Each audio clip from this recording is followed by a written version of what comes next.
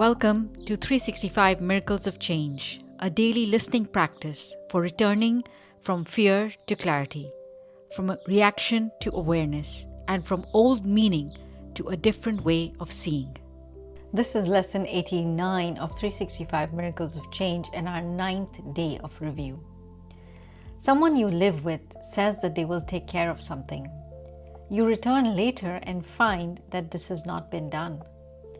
Before you ask what happened, your mind concludes, this is what they always do. I can never rely on them. The unfinished task has now become a description of the whole person. The two ideas we are reviewing today are, I'm entitled to miracles, and let miracles replace all grievances.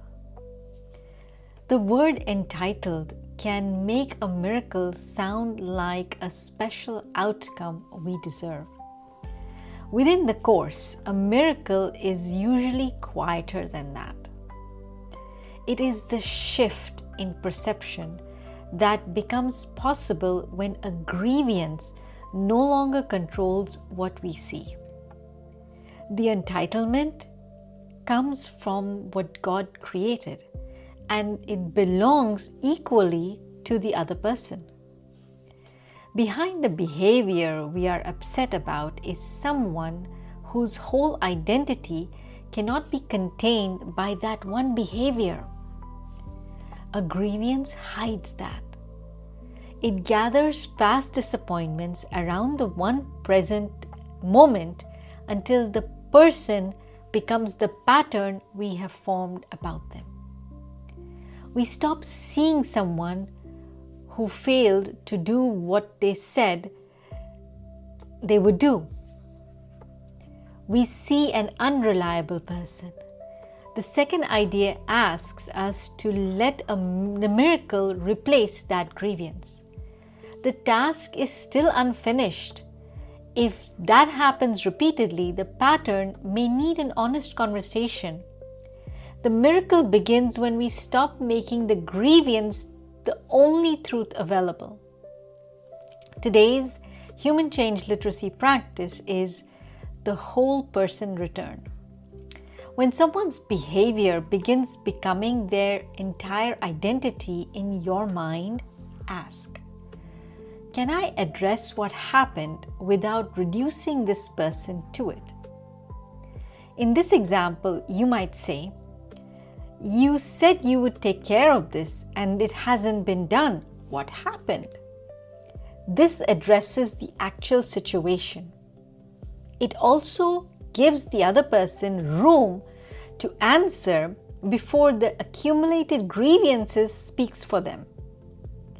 Perhaps their explanation changes your understanding.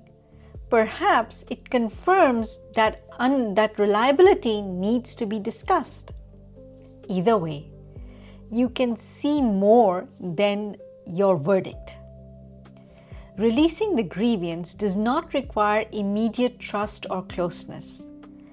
Those may depend on what happens next.